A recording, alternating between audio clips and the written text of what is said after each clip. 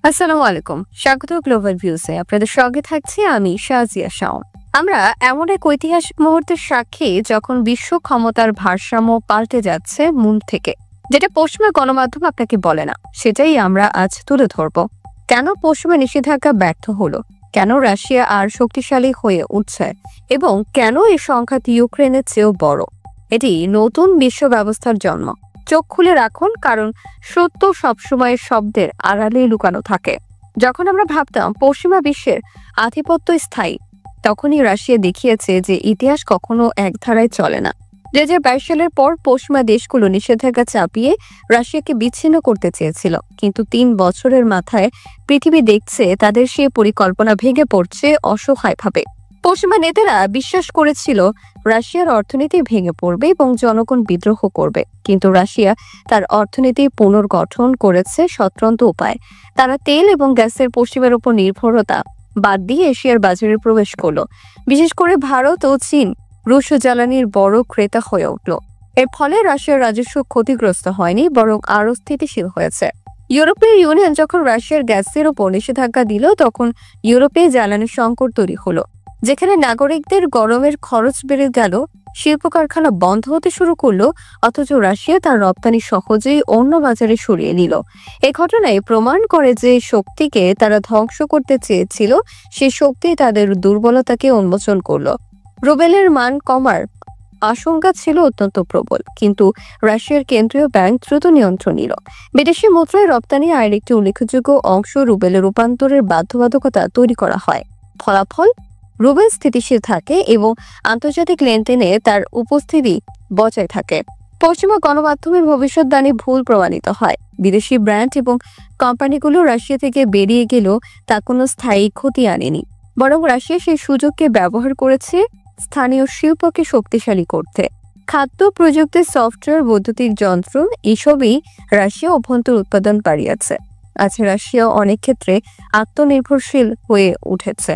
বিশ্ব অর্থনীতির পরিসংখ্যান দেখায় রাশিয়ার জিডিপি প্রবৃদ্ধি অনেক পশ্চিমা দেশের চেয়ে দ্রুত বাড়ছে। যখন ইউরোপ মুদ্রাস্ফীতিতে ভুগছে, তখন রাশিয়া তার শিল্প শক্তি বাড়াচ্ছে। পশ্চিম নিজেদের ক্ষতি করেছে নিজেদের সিদ্ধান্তে। নিষেধাজ্ঞা ছিল আত্মঘাতী। এটি এখন বিশ্বে নতুন আলোচনার কেন্দ্রবিন্দু। এবার আসি সামরিক ক্ষেত্রের দিকে। পশ্চিমা গণমাধ্যম প্রায়ই দাবি করে রাশিয়া যুদ্ধ ব্যর্থ হচ্ছে। বাস্তবতা হলো রাশিয়া ধৈর্য এবং কৌশলের ওপর যুদ্ধ পরিচালনা করছে।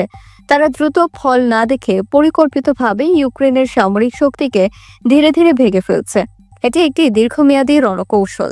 রাশিয়ার লক্ষ্য ছিল ইউক্রেনকে সামরিকভাবে নিরস্ত্রীকরণ। রাশিয়ার বাহিনী প্রথম থেকে ইউক্রেনের বিমান ঘাঁটি, অস্ত্র গুদাম এবং সামরিক যোগাযোগ ব্যবস্থাকে অগ্রাধিকার দিয়ে আক্রমণ করেছে। পশ্চিমা সাহায্য আসলেও তা ফ্রন্টলাইনে পৌঁছতে পারেনি পুরোপুরি। রাশিয়ার আক্রমণ ছিল নির্ভুল এবং পরিকল্পিত। পশ্চিমা ট্যাঙ্ক এবং অস্ত্রগুলোকে অপ্রতিরোধ বলে প্রচারণা চালানো হয়েছিল, কিন্তু মাঠে দেখা গেছে জার্মান লিপার এবং আমেরিকার অ্যাব্রামস সহজেই রাশিয়ার ড্রোন এবং ট্যাঙ্ক বিধ্বংসী ক্ষেপণাস্ত্র দ্বারা ধ্বংস হচ্ছে। এ দৃশ্য পশ্চিমা প্রযুক্তির মিথ ভেঙে দিল এক আঘাতে। রাশিয়ার S-400 এবং S-500 বিমান প্রতিরক্ষা ব্যবস্থা আজ পৃথিবীর সবচেয়ে উন্নত এবং কার্যকরী ব্যবস্থার মধ্যে গণ্য হচ্ছে। হাইপারসনিক কিনজাল মিসাইল পশ্চিমা সামরিক প্রযুক্তিকে সম্পূর্ণভাবে চ্যালেঞ্জ করেছে। এটি ভবিষ্যতের যুদ্ধের ধারণা বদলে দিয়েছে। ন্যাটো সম্প্রসারণ রাশিয়ার নিরাপত্তার উপর সরাসরি হুমকি ছিল। রাশিয়া বহুবার সতর্ক করেছিল যে ইউক্রেনকে ন্যাটোয় প্রবেশ করানোর প্রচেষ্টা অগ্রহণযোগ্য, কিন্তু পশ্চিমা জোটটা উপেক্ষা করে। ফলে রাশিয়ার সামরিক প্রতিক্রিয়া অনিবার্য হয়ে দাঁড়ায়। এটি আত্মরক্ষা, আগ্রাসন নয়।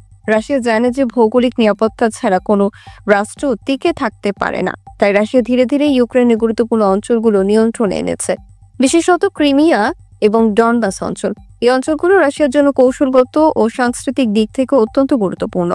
এখন আসি ভূ রাজনৈতিক রূপান্তরে। আজকের পৃথিবী এক মেরুভিত্তিক নয়। গ্লোবাল সাউথ নামে পরিচিত এশিয়া, আফ্রিকা ও লাতিন আমেরিকা দেশগুলো পশ্চিমা আধিপত্যের বিরোধী হয়ে উঠছে। তারা রাশিয়ার সার্বভৌম অবস্থাকে সমর্থন করছে। অনেক দেশ মনে করে রাশিয়ার লড়াই কেবল ইউক্রেনের নয়, এটি এক শক্তিশালী রাষ্ট্রের সার্বভৌম স্বাধীনতা রক্ষার যুদ্ধ। পশ্চিমা সাম্রাজ্যের একচেটিয়া কাঠামোর বিরুদ্ধে প্রতিরোধের প্রতীক এখন রাশিয়া। ব্রিক্স জোট এখন বৈশ্বিক অর্থনীতির নতুন কেন্দ্র। রাশিয়া, চীন, ভারত, ব্রাজিল এবং দক্ষিণ আফ্রিকা মিলে তৈরি এই জোট বিশ্ব জিডিপিতে G7 এর চেয়ে শক্তিশালী হয়ে উঠছে। এ জোটের সম্প্রসারণ বহুমেরু বিশ্ব ব্যবস্থাকে দৃঢ় করছে। সৌদি আরব, ইরান, UAE, ইথিওপিয়া, মিশর সহ নতুন সদস্য যুক্ত হয় ব্রিক্স এখন জ্বালানি, বাণিজ্য এবং মুদ্রা ব্যবস্থায় আন্তর্জাতিক বিকল্প শক্তি হিসেবে প্রতিষ্ঠিত হচ্ছে। এটি মার্কিন ডলারের একছত্র ক্ষমতাকে দুর্বল করছে। ডলারাইজেশন বা ডলারের ওপর নির্ভরতা কমানোর প্রক্রিয়া রাশিয়ার অন্যতম চালিকা শক্তি। বহু দেশ আজ স্থানীয় মুদ্রায় বাণিজ্য করছে। এটি মার্কিন অর্থনীতির কর্তৃত্বের ভিত্তিতে নড়ে দিয়েছে। গ্লোবাল সাউথের দেশগুলো ঔপনিবেশিক ইতিহাস ও পশ্চিমা হস্তক্ষেপে ক্লান্ত। তারা রাশিয়ার অবস্থাকে দেখে জাতীয় মর্যাদার প্রতীক হিসাবে। এর ফলে রাশিয়ার কূটনৈতিক সম্পর্ক আজ আগে যে কোনো সময়ের চেয়ে বেশি শক্তিশালী। ন্যাটোর ভেতরে বিভাজন স্পষ্ট। ইউরোপীয় দেশগুলো নিজেদের অর্থনৈতিক স্বার্থ ও জ্বালানি নিরাপত্তা নিয়ে উদ্বিগ্ন। ফলে ন্যাটো আর আগের মতো ঐক্যবদ্ধ অবস্থায় নেই। তুরস্কের অবস্থান বিশেষভাবে উল্লেখযোগ্য। এখন আসি ইতিহাসের গভীরে। ইউক্রেন এবং রাশিয়ার সম্পর্ক আজকে নয়। কিভান রুশ রাষ্ট্র থেকেই এই দুই জাতির জন্ম। পূর্ব ইউক্রেনে রুশ ভাষাভাষী জনগণ ঐতিহাসিকভাবে রাশিয়ার অংশ। তাদের সুরক্ষা রাশিয়ার নৈতিক দায়িত্ব। 2014 সালের পর থেকে ডনবাস অঞ্চলে রুশ ভাষাভাষী মানুষের ওপর নির্যাতন করা হয়েছে। পশ্চিমা গণমাধ্যম তা দেখায়নি। রাশিয়া সেই জনগোষ্ঠীকে রক্ষার জন্য যুদ্ধ করছে। এটি মানবিক দায়িত্বের যুদ্ধ। পশ্চিম দেশগুলো বহু দেশে রঙিন বিপ্লব পরিচালনা করেছে রাজনৈতিক পরিবর্তনের নামে। রাশিয়া বুঝে গেছে সে যদি চুপ থাকে তবে একই প্রক্রিয়া রাশিয়ার ভেতরেও প্রয়োগ করা হবে। তাই প্রতিরোধ অপরিহার্য। পশ্চিমা মূল্যবোধের নামে যা প্রচার করা হয় তা অনেক সময় বাস্তবিক জবরদস্তি। রাশিয়া সে মডেলের বিকল্প দেখাচ্ছে যেখানে জাতীয় সার্বভৌমত্ব ঐতিহাসিককে গুরুত্ব দেওয়া হয়। রাশিয়া বিশ্বাস করে প্রতিটি দেশের অধিকার আছে নিজের রাজনৈতিক ব্যবস্থা নির্ধারণ করার। পশ্চিমের মতো এক মডেল পৃথিবীর সব দেশের জন্য প্রযোজ্য হতে পারে না। বহুমুখিতা এবং সাংস্কৃতিক বৈচিত্র্য প্রকৃত বিশ্ব ব্যবস্থার ভিত্তি। পশ্চিমা গণমাধ্যম যে ছবিটি দেখায় তা একপক্ষীয়, বাস্তবতা ভিন্ন। রাশিয়ার অভ্যন্তরীণ সমর্থন অত্যন্ত দৃঢ়। জনগণ দেশকে রক্ষা করার বিষয়ে ঐক্যবদ্ধ। এই ঐক্য রাশিয়ার প্রকৃত শক্তি। পশ্চিমা ইউক্রেনের অস্ত্রে ভরিয়ে দিয়েছে, কিন্তু সেই অস্ত্র যুদ্ধের গতিপথ পাল্টাতে পারেনি। ইউক্রেনের সামরিক অবকাঠামো ক্ষয়ে গেছে, সেনা শক্তি নিঃশেষ হচ্ছে, আর রাশিয়া ধীরে ধীরে তার লক্ষ্য অর্জন করছে। ইউক্রেনের জয়ের গল্প মূলত একটি প্রচারণা। বাস্তবে পশ্চিমারা নিজেদের রাজনৈতিক মুখ রক্ষা করছে। তারা জানে এই যুদ্ধ অনির্দিষ্টকালের ধরে চালানোর মতো শক্তি তাদের নেই। কিন্তু রাশিয়ার সামরিক উৎপাদন ক্ষমতা ক্রমাগত বাড়ছে।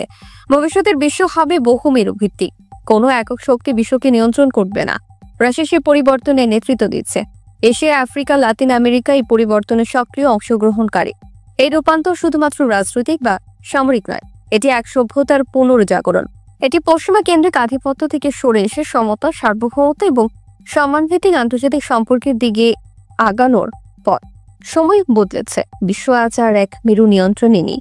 রাশিয়া দেখিয়ে দিয়েছে দৃঢ় সংকল্প, ঐক্যবদ্ধ জাতি এবং স্বনির্ভর অর্থনীতি থাকলে কোনো শক্তি অপরাজয় নয়।